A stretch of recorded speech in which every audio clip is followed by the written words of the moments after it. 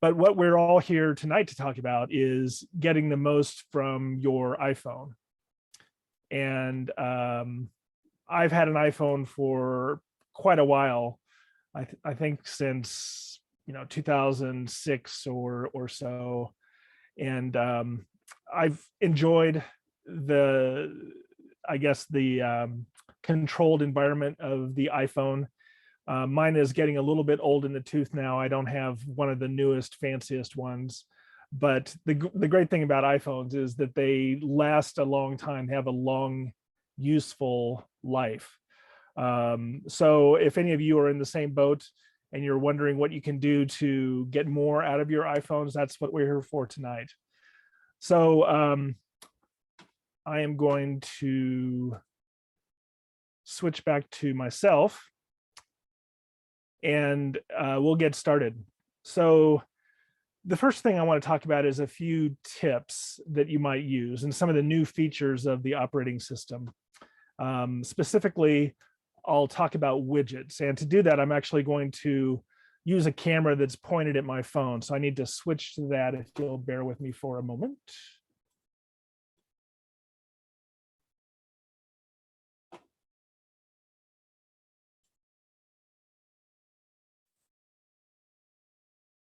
Okay. So here is my phone. Can you all see that okay? All right. So on the main screen, you'll notice that I have sort of a weather widget. And widgets are basically designed to give you quick information. You don't have to open up an app to get your information from a widget. It's kind of just sitting there. And for years, Android phones have had the ability to have things like weather widgets on their home screens, where you first launch into your phone and there it is sitting and looking at you. But on the iPhone, that hasn't been the case until recently. So I'm going to show you where the widgets used to be on the phone, and now you can see you can put them everywhere, like on my my main home screen. So if I swipe to my left, these are all widgets of a variety. They sort of are automatically populated or made available when you install a new application. Some applications have widgets, others don't. But there's a wide variety of things from, I have my Verizon phone data showing me how much I have left for this billing period. And I have this brown one is showing me I have a package inbound. And this one here is my shopping list. So it's just a wide variety of information you can get at a quick glance. And to add a new widget, what you want to do is press and hold on sort of an empty area of the screen. So like between widgets. So I'm going to click here. And that brings up the little wiggly, I guess, action where you might delete an app or move an app. But in this case, if you see that little plus sign in the corner, I'm going to click on that and I'm going to add a new widget. So it shows that I have all these different widgets that I can choose from.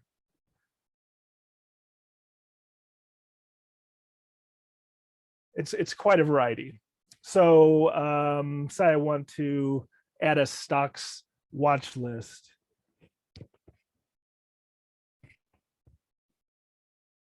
I can do that. So it's sort of automatically throwing some indexes in there so I can see how the market is doing. But it's that easy to add a widget to this page. But you can also do it on your home screen.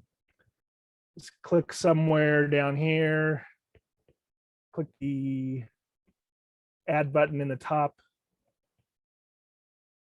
And let's do, this is my podcasting app I like to use, Pocket Casts. So now I have a widget in the upper left-hand corner for for that application. So widgets are pretty handy. I thought I would mention them to you. The other thing I'd like to mention is at the very last page of your, I guess, your home pages as you swipe through them.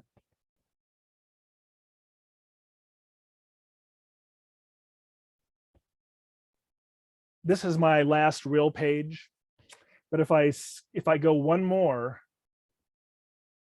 I have an app library.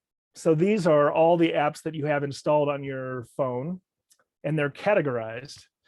So I have some that are recently added. I have some that are productivity, some that are informational. So if you ever are curious about where an application lives on your device, or you've lost it, you can always go to the very end, the very last page of the operating system, and it'll show you a categorized, I guess, section for all your apps. I will show you another trick. If you pull down on that page, it'll show you kind of a list format view that's alphabetical. So I like this too. These are all the applications. I know sometimes I just lose track of where an application is. I might have it in a folder or something. This is a nice way to track those down.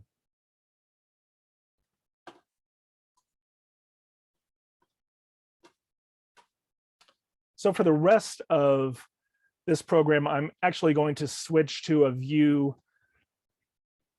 where I'm actually sharing the screen from my iPhone so you can see it a little bit better. So I am going to turn that on now.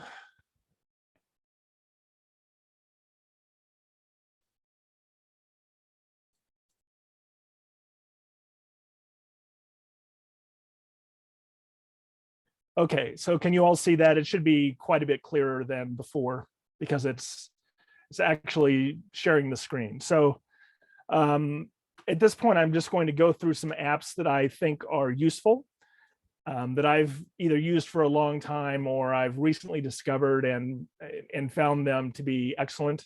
So I have them all in a little folder here.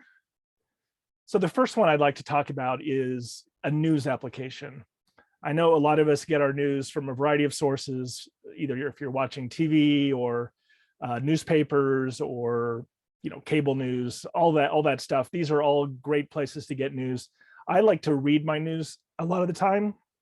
So Google News is an application that pulls in news from a wide variety of sources, and it lets you see sort of the latest headlines or the US headlines. I could switch to that. Technology headlines, I read those a lot. And you just scroll through the stories and you find something that you like. And the great thing about this is, so let's go back to world news.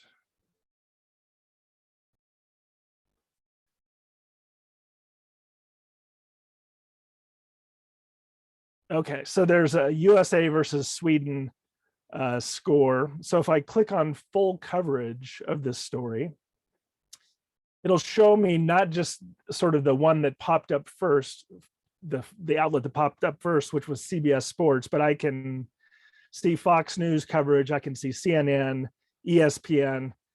Clicking into one gets you the article itself. So Google News, I found, is a really great news application. And the next application I'll tell you is sort of related, or I use it a lot in conjunction with Google News, and that's an application called Instapaper.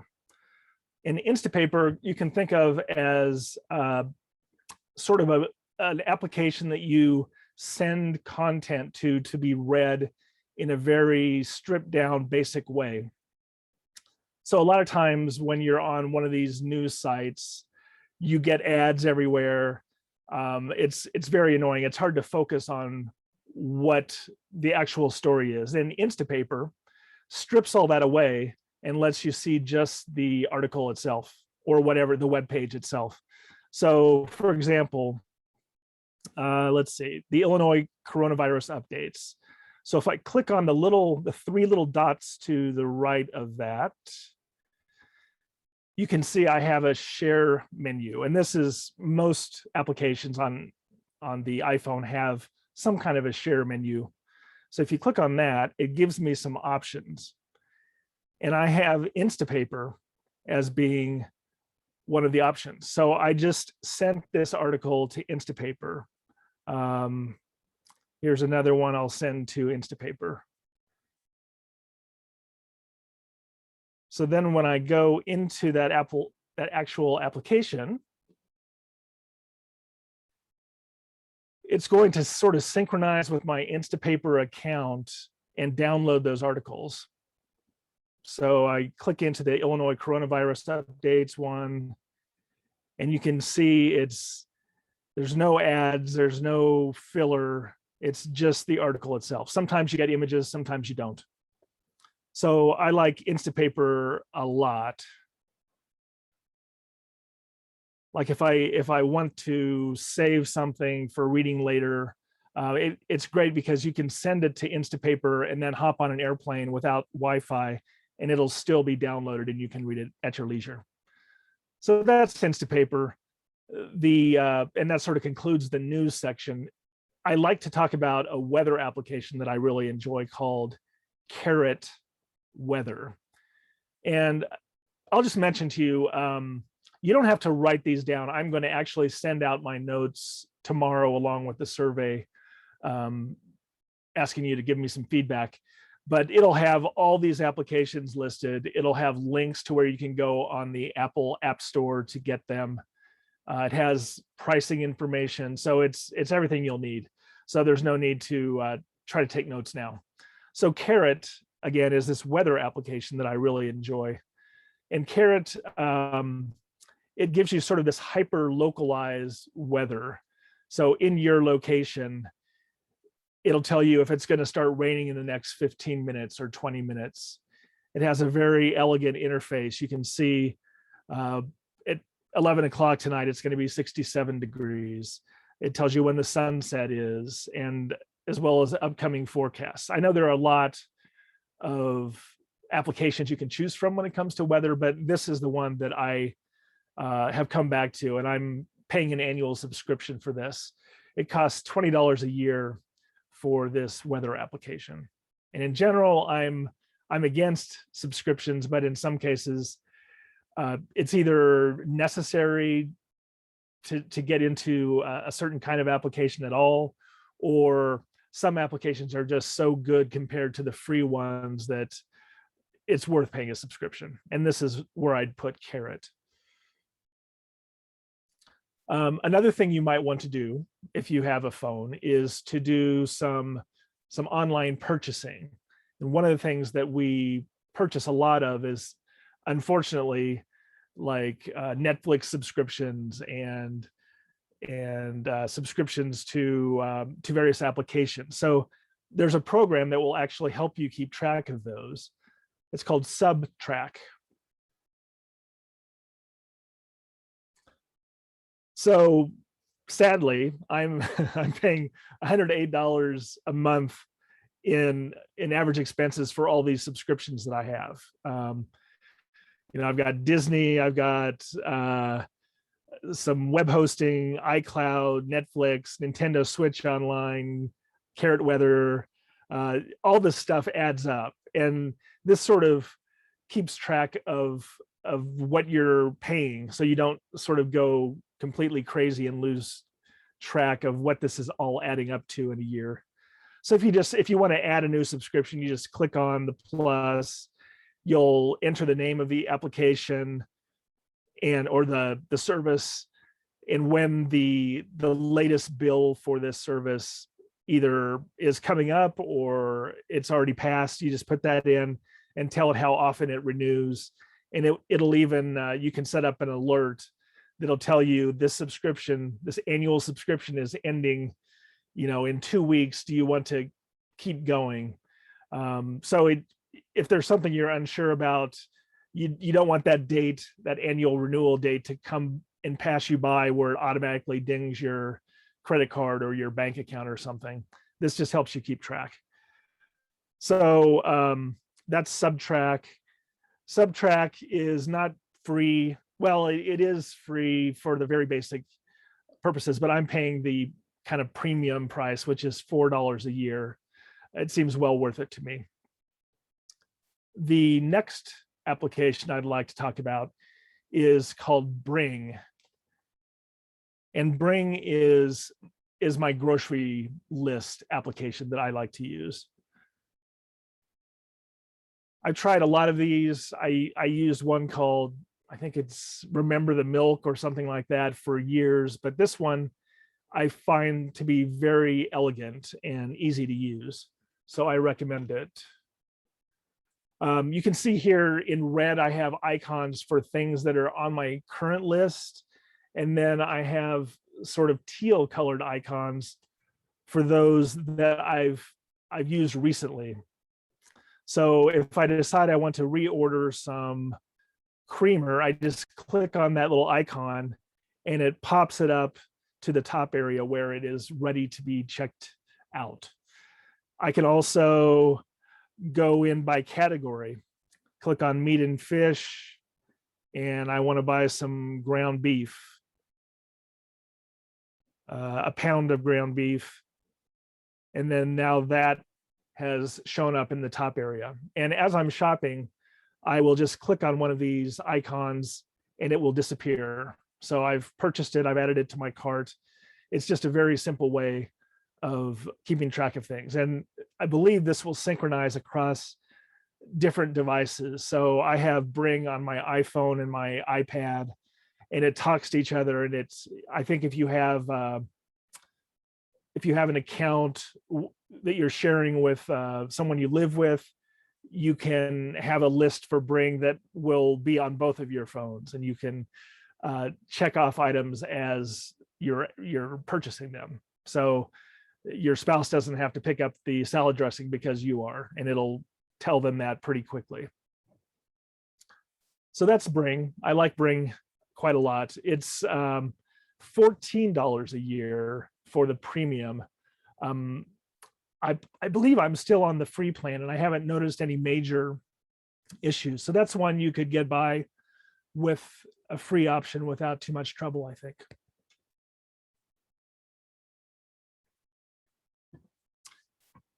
So the next thing I'd like to talk about is a package tracking app called Deliveries.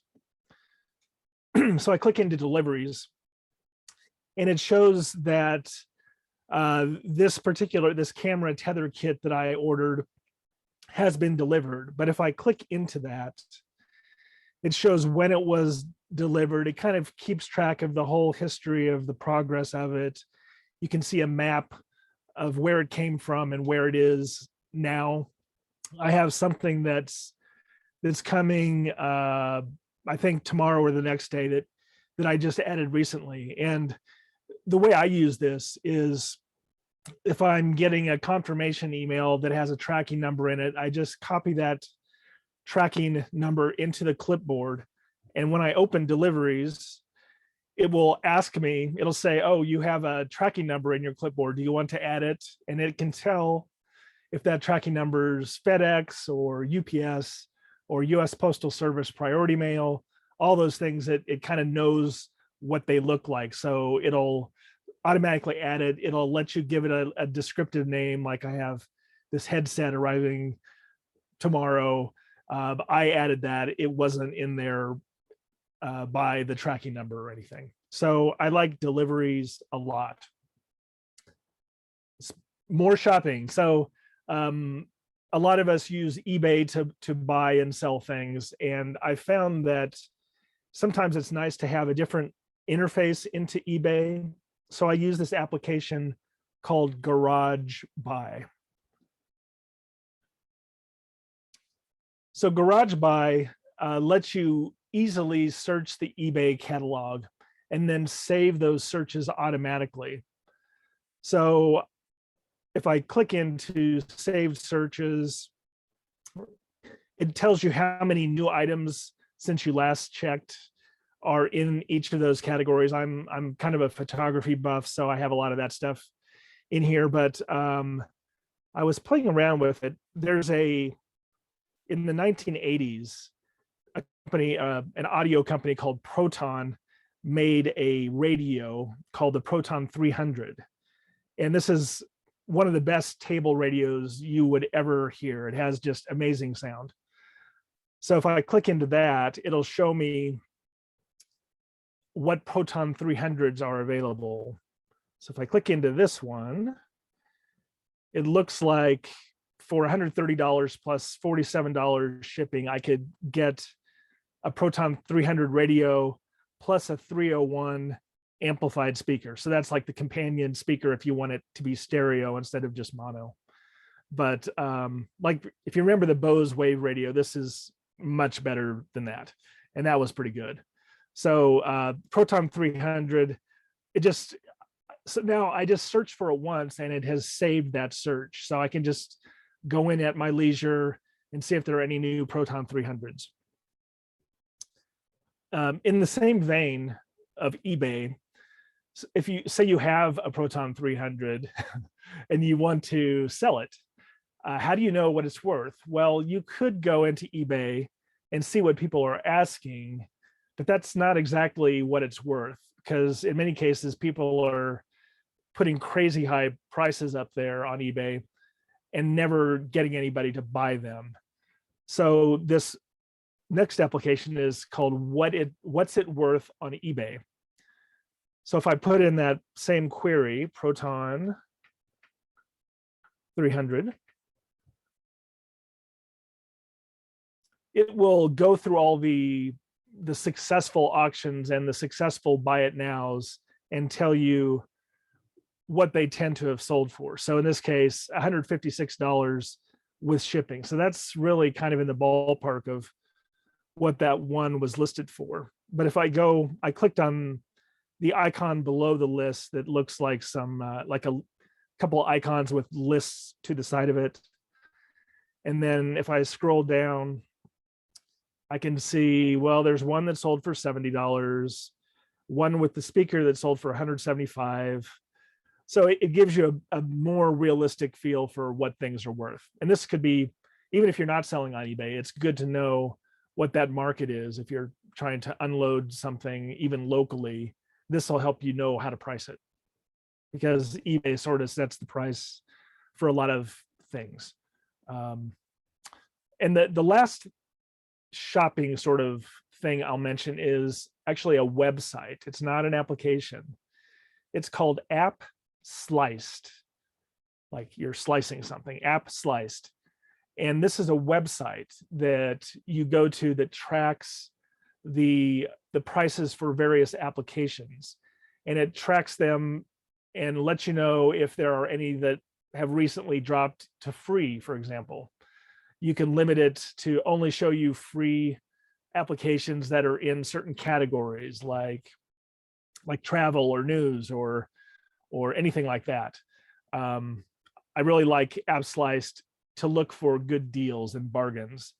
Sometimes these applications cost $15, but you can get them for a brief period using this App Sliced for free. So it's worth checking every once in a while. And again, this link will be in that document that I send out.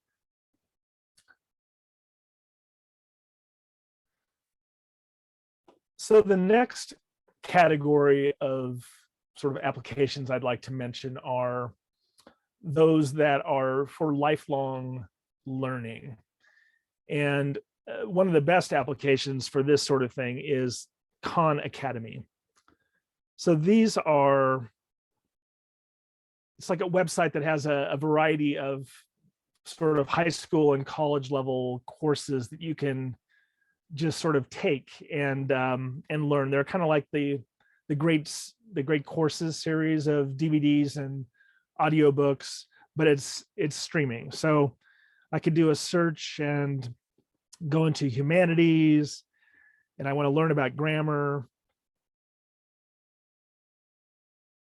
Oh, it looks like this is sort of a quiz kind of thing.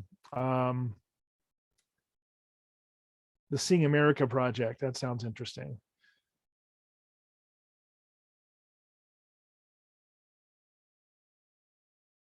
So this will play a brief video about this particular topic. So I found that the Khan Academy is really pretty cool if you're interested in staying not necessarily abreast of current events, but kind of building out your knowledge base. I know a lot of library users kind of have that mindset and want to continue to improve themselves even after school is over. And Khan Academy is pretty cool in that regard. So the next application that I'm going to talk about is called Seek. And Seek is sort of a nature application. And I'm going to open up my photographs here. So the way you typically would use Seek is you take your phone, you install the application, and then you go outside. And if you see a living thing, whether it's a plant or an insect or an animal, you can hold the camera up to it and it will tell you what that is. It's quite amazing. Bear with me. So what I'm going to try to do is pretend like I'm outside. And I have a photograph that I took and I loaded it on my computer. I'm going to point the screen of my my Seek app, point the camera towards this thing, pretending like I'm outside, and we'll see what happens. Okay, so I'm clicking the camera icon. Okay. All right, so pretending I'm outside, what is that? So it can tell that that's purple top vervain.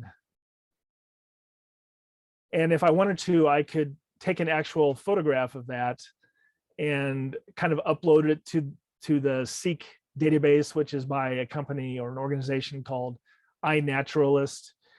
And it will sort of add to the community effort to learn things. So I think Seek is pretty cool. And if you want to see what things are nearby, you can say, well, okay, this red admiral looks interesting, so I could learn about it. It's a butterfly, and then you can see where locally it's been sighted. These little kind of green dots, that shows where this particular species has been found in the area.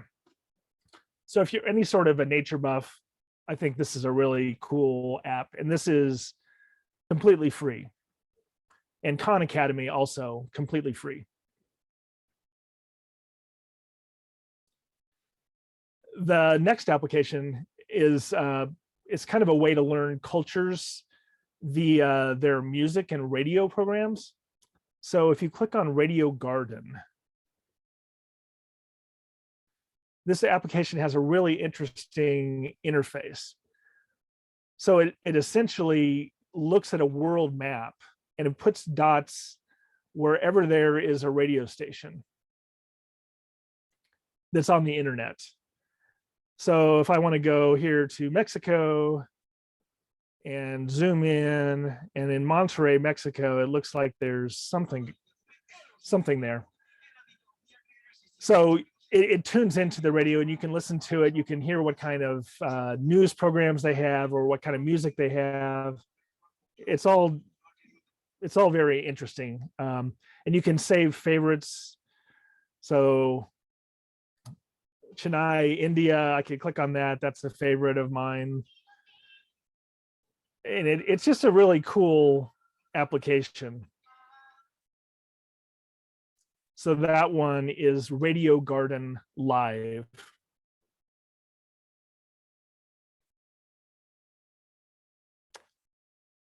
The next sort of category is utilities and sort of general applications that you might find useful.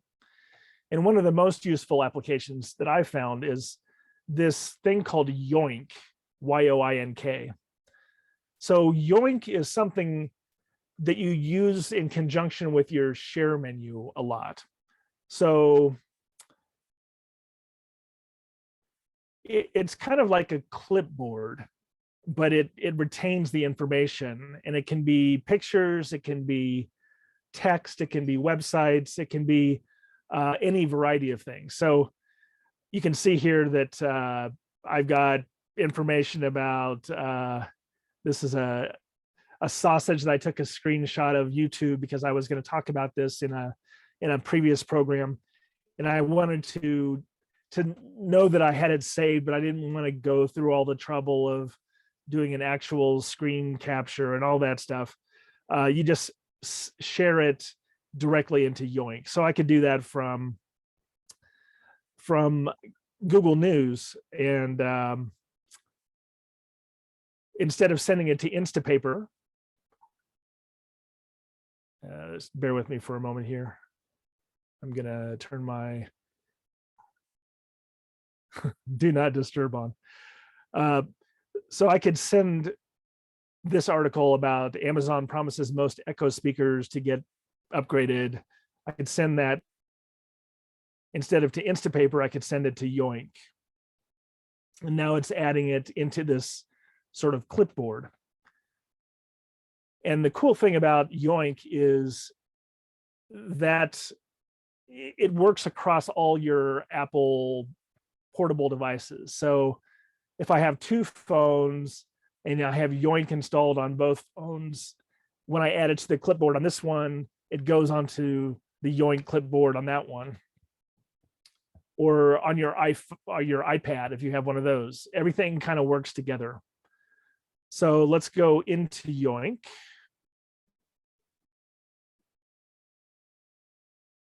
And scroll to the top, and it looks like it saved that as a URL.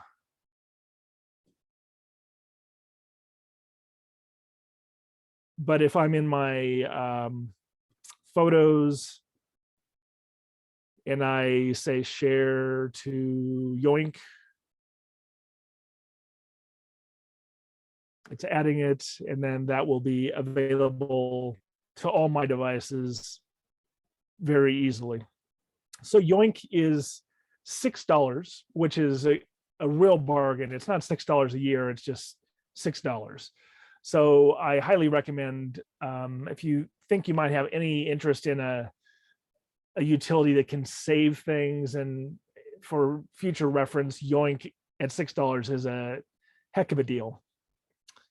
And speaking of deals, it's hard to get a much better deal than free. And this next calculator that I have here, called UnoCalc, is a free calculator. And I found that this one is it's user friendly. It launches quickly. It gives you your results. And then if you do another calculation, 50 minus 21, and then I click on the little clock in the upper right-hand corner, that icon, that shows me the history of my calculations. So I can go back to that 256 times 96, and that becomes on the display, and I can take action on that and subtract 65 from that. So it's really cool. Let's see. Oh, so there was a question about the Radio Garden program, and it's asking whether that is sort of stored in the application, or is that streaming? And that's actually streaming live from those various radio stations all over the globe, which is, it makes it very immediate and cool. That's a good question. Thanks for that one. So again, UnoCalc, I like it a lot. It has unit conversion. These things are not unique to this particular calculator, but it is easy to use. It's got a simple interface. It launches quickly, and it's free. So it's hard to go wrong with UnoCalc. The next application that kind of is in this general category is called Fantastical. So Fantastical is something that sort of you use to enhance your existing calendars, or another way of getting into your calendars. So I use my sort of Apple calendar. That's my main calendar. But I also have a Google calendar that I sometimes use. So this can sort of store things from both of those calendars. And the great thing about Fantastical is that it lets you use natural language to describe upcoming events or historical events. So if I want to, let's see, lunch with George next Tuesday at 11:30 a.m. at Country House. And I can even select it so it knows that that's a place. And I click on add. And then for next Tuesday, I see lunch with George, and it even populated that with the location of the restaurant in Clarendon Hills. So it's a powerful but really easy to use interface. So that's the good thing about Fantastical. The bad thing is that it's pretty expensive. This is not even one of those that you can pay once and you're done. You have to buy an annual subscription, and it's $40 a year, which to me seems kind of high for a calendar when I already have a calendar built in, but the interface is so good that I think it might be worth it.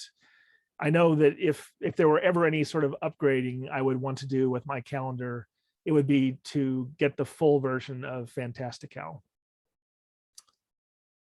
The next sort of general or utility application I'll mention is Just Press Record. So Just Press Record does just one thing. It lets you record using the microphone on your phone. So if I click on the little red button at the bottom of the screen, right now I am speaking to attendees of the Getting the Most from Your iPhone program. So it has now saved this document into the iCloud, into my iCloud account, and it's now available on all my iCloud connected devices as a recording. But you can see it also has sort of transcribed what I've just said. So you can see if I click on the little kind of document looking icon, it's transcribed it, and you can see the text of that. You can copy that text and paste it into something. So it's really good for voice memos and that sort of thing.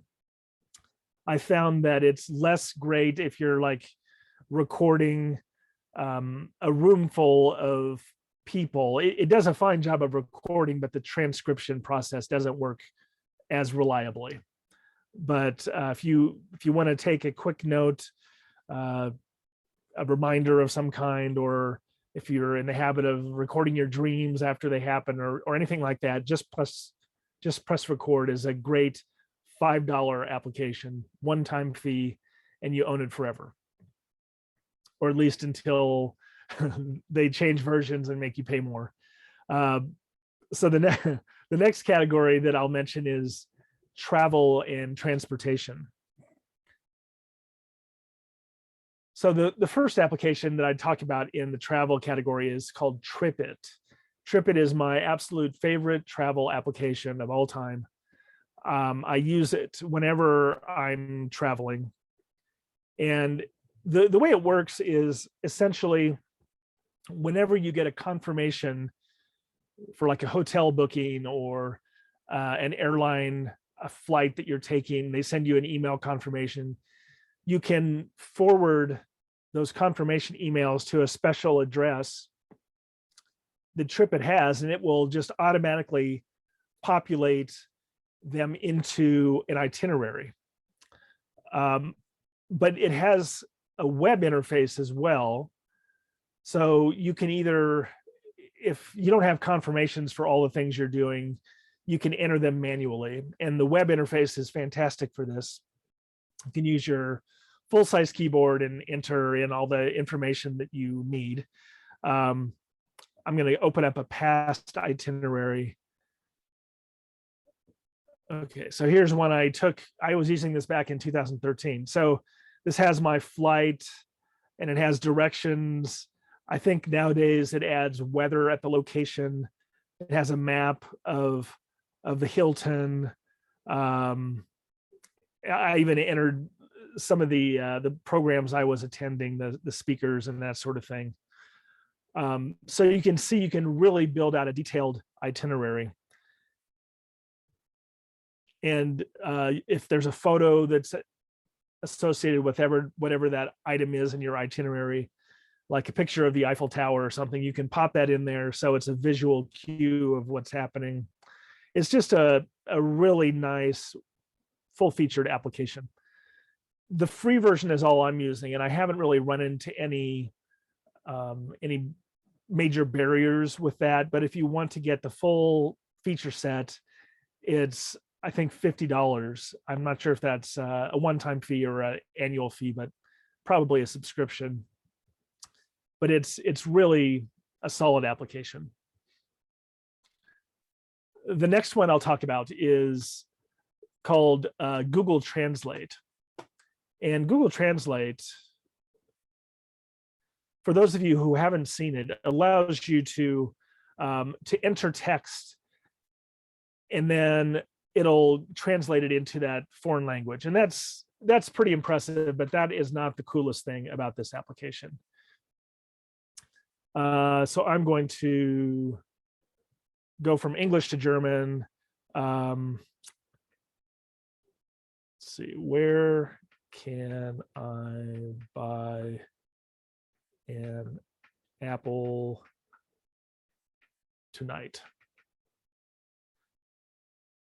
And then it's already translated that, and I can play the translation. So if I'm speaking to a hotel clerk, or the concierge, I can play that for them, and then they hear it in their own language, which is pretty neat.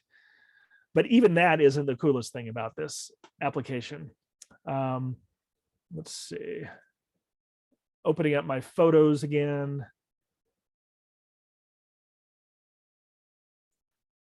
Okay, so I found on the internet a German language menu, and I'm going to see if I can translate this image or this picture of a page into English. So I'm switching from German to English, and I click on the camera,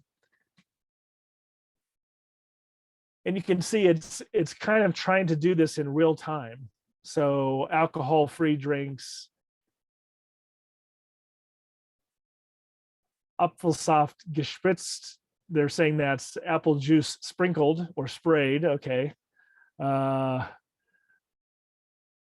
Iced tea peach. So that was iced tea Pfirsich. So it does a really nice job of real-time translation. So Orangensaft is orange juice. So it has lots of these languages. You can see that, I mean, you could get Afrikaans, you could get Croatian, Estonian, Finnish, French, and you can download these languages for offline use. So if you don't have a data plan and you're in a foreign country, you can get that whole dictionary into your phone, and you can more easily communicate with people that are living there. So I've found this to be really cool. And I really like that feature where you don't have to have a data plan to make it work. And speaking of no data plans, there is an application called maps.me that has it's like a mapping application like Google Maps or Apple Maps, but it allows you to download these for use offline. So if I search for, let's see, Flagstaff, Arizona.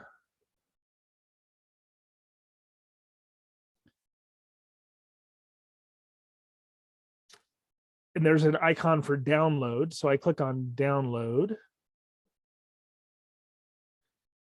And you can see the progress bar. So it's downloading the local map for Flagstaff, Arizona. And then once that's downloaded, it will show all the place names and all the streets and places of interest that you would find in Google Maps. But kind of like that Seek program, it's a community effort. So if there's a change to a street or to a town or something, you can kind of people are contributing to this project where they're keeping the maps as up to date as possible. Okay, so there was another question about Radio Garden, and they're asking, are you using cellular data when listening on Radio Garden? I think it'll work on cellular, but I think it works best when you're on Wi-Fi. It just has more data bandwidth to work with, but it should work fine on cellular if you have a good connection. It's a good question.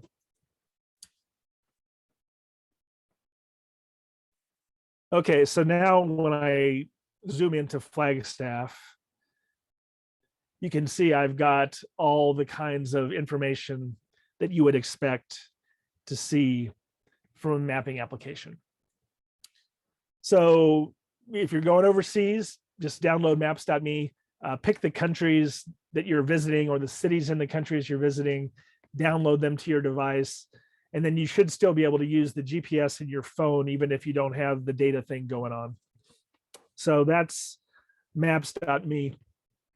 I like it quite a bit. The next application is not so much a travel application as it is a transportation application, and that's ETA. And the goal behind ETA is maybe there are a group of places that you like in your local area that you'd like to go, but maybe they're more than 10 minutes away, and you might want to know how long it'll take you to get there at any given time. So this lets you kind of designate a series of favorite places, and then it will calculate the travel time starting now to all these places. And a lot of these that I have here are VDO, which stands for Village Discount Outlet. I like to go to thrift stores, and this will tell me once it it finally gets going how many minutes it's going to take to get to each of these places. Wow, this is a little bit slow. You might have to trust me on this if it isn't working. Okay, here we go.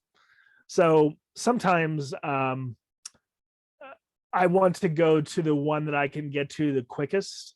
So in that case, I'd pick the one on Elston Avenue or the one in Little Village, or maybe I would go to one that's a little further away, like the Wicker Park one, because I know it's a really nice location. So you might have like your sister's house on here, or maybe the movie theater in Oak Brook or something, and it would just give you an updated travel time based on what's going on the conditions now.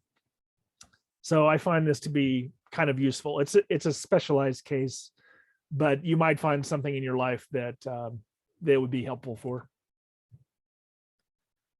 And the final application I'm going to mention to you this evening is called Due, D-U-E. And this is kind of like a reminder application. So you enter your things that are coming up. They can be repeating, they can be single time things, and then it will beep at you when, with 15 minutes before the event or an hour or whatever you determine.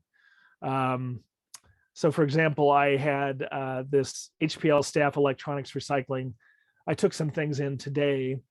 So I'm going to click on that. And I'm going to hit the checkbox at the bottom because that has I've already taken care of that.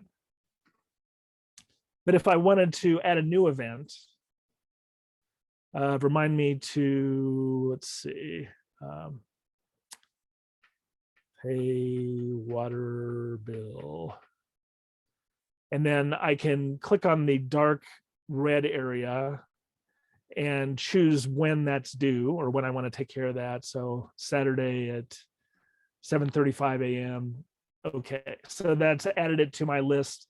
A lot of these to-do lists or reminder applications are kind of complicated and clunky to work around everything. And if you're looking for something just really simple, I found that this one works quite well.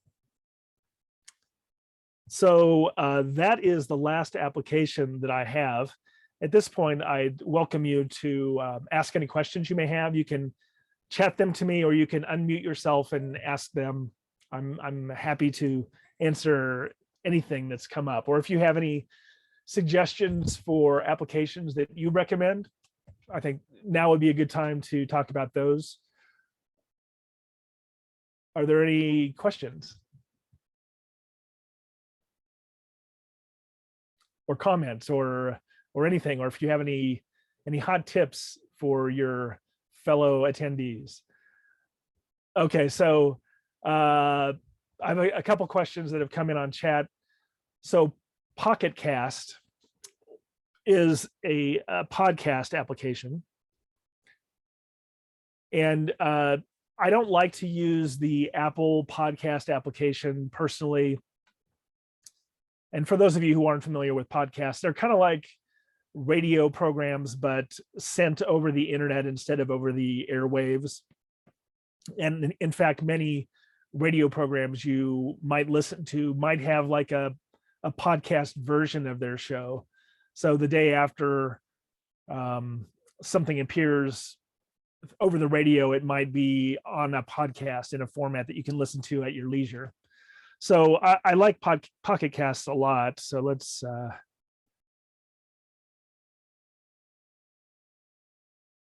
so these are some of the podcasts that I'm not sharing my screen anymore. Let me let me fix that.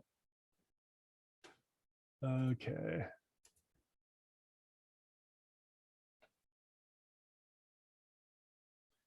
Okay, so these are some of the podcasts that I listen to. One that I found recently is a history of rock music in 500 songs.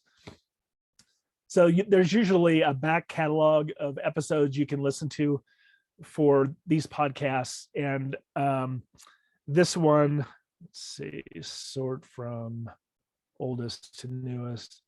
This guy, I'm not sure who he is, but he's kind of dissecting each of these rock songs or proto rock songs and talking about the history and what's going on in the world at that time and how this group fits into that whole picture. So you pick an episode that you want to listen to, and you can listen to it straight away, or you can say select, I want to listen to the first 3 and add them to my queue. So there's a button to add them to the top of my playlist.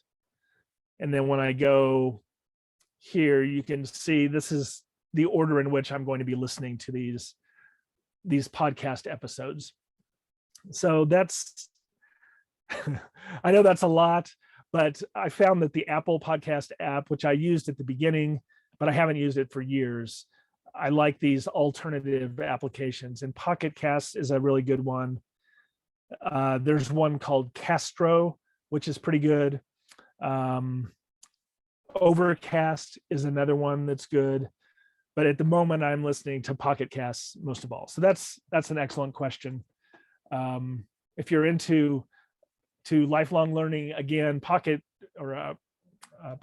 are a great way to learn about either current events or politics or sports or whatever interest you might have. There's a podcast, or maybe 10 of them, that are about that. So I love that a lot. Let's see what else, what other questions there were. Okay, so there's a question about Google Translate. Is that free? Yes, Google Translate is completely free. It's a really amazing service for being free. Of course, they're probably like recording the kind of questions you're asking, and they'll use that to market to you in some way or sell your information. But on the face of it, it seems like a really good deal. Okay, so Julie mentions that Just Watch is a good app for searching where you want to watch movies and TV shows. So yeah, it used to be that there was no good way to find out where something is streaming, because you're kind of, you might go and search on Netflix and then no, it's not on Netflix, maybe it's on Disney, and then you search Disney, and then you search Amazon Prime, and you never know where things are unless you check all of them. But applications like Just Watch that Julie's describing let you do a single search for that. I actually have it installed here. I thought I did. Nope, it must be on my iPad. But there's a website as well. You'll just type in the query for whatever like TV programming you're interested in. Like if you want to know where you can watch reruns of Columbo, you type in Columbo, and it'll show you where you can not only stream Columbo, but if you want to actually buy the episodes, it'll tell you where you can buy them. And then you click on it and it'll actually take you to the service that has it. It's a really cool app. I agree, Julie. There's a question about email clients. At the moment, I'm using an email client called Edison Email, and that kind of links into my Gmail account and other email accounts that I have. But I think, you know, the standard Apple email client is pretty good. For most people, I think that would be all you would need. Edison, I mean, it has some additional features, but the search isn't that great. So, you know, I'm hesitant to recommend it. It's okay, but it's not amazing. If anybody else has any suggestions for email applications that they might use besides the stock Apple one, you might mention them. What email client do you use?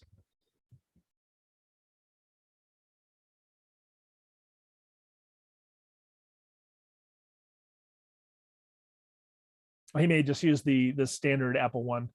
Are there any other recommendations on applications? So Gmail. Yeah, Gmail is a solid way to go. I used Gmail for a number of years too. I liked some of the things that you could do with that in terms of categorizing your messages and that sort of thing. Edison is kind of trying to do a lot of the Gmail things and then some. It just doesn't do it perfectly well. Any other people have email programs that they like to use? Oh, okay. And here's a recommendation for audiobooks. If you're an audiobook, if you find that that's the way you like to consume your books, and for me, that is my preferred way. Hoopla, that Les is mentioning, is a really excellent application. Hoopla, the cool thing about Hoopla, as compared to some of the other audiobook or ebook applications that we have at the library, is everything that you want to get is always available. There's never a waiting list. If it's in the Hoopla catalog that we have access to, you can check it out. I can check it out at the same time. Other people can check it out. So that's the awesome thing about Hoopla. And their catalog is growing. And it's, you know, it's trying to catch up to the application of ours that has the biggest catalog, and that's Libby. If you download Libby for audiobooks, it's also very good. But if I have it checked out, that means that you may not be able to check it out until I return it, unless we have multiple copies, and we do sometimes have multiple copies. Okay, a question about password management. This is actually something that we're going to do a whole program on password management in the fall, like when the fall newsletter is released, that will be there. So I would encourage you to sign up for that class. But my personal preference, I use a combination of things. I use kind of the built-in Apple password manager that synchronizes things with iCloud, but I also use an application called 1Password, and that one you have to pay for every year. Some of these are free. 1Password you have to pay for, and I find that it works quite well. But for basic password management, I think if you're in the Apple ecosystem, it's hard to go wrong with the kind of built-in, do you want to save this password in Safari, and then it's available on your computer as well. Everything just works so well together in the Apple ecosystem. But that's a great question. So look for that upcoming program that we'll be doing in the fall. Any other questions or suggestions?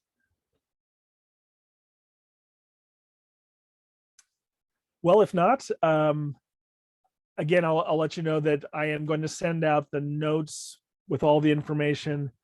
And yes, 1Password is available on PC. It's on the Mac, it's on the PC, it's on your phone, it's on Android phones. So if you have one account, you can use it on all those devices. And that's the great thing about something that is not dedicated to a single platform. So if you're in the Apple world, it's great. But if you have a combination of things, if you have your Windows computer and you have your iPhone, those don't talk together unless you get one of these third-party password managers that is cross-platform. So that is a great benefit, and 1Password definitely has that. So again, look for that email from me probably tomorrow, and there'll be a survey that asks for feedback on the program. And if you have any questions about any of this, feel free to stop by the library and chat with me or email me. I'd be happy to talk all day long about iPhone stuff or iPad stuff. I enjoy it quite a bit. And thank you so much for coming. I was glad to spend a little bit of time with you. I know it's hard to keep track of all the changes in technology. So hopefully this was helpful, at least a little bit. So thanks, everybody. I appreciate your attendance. Take care.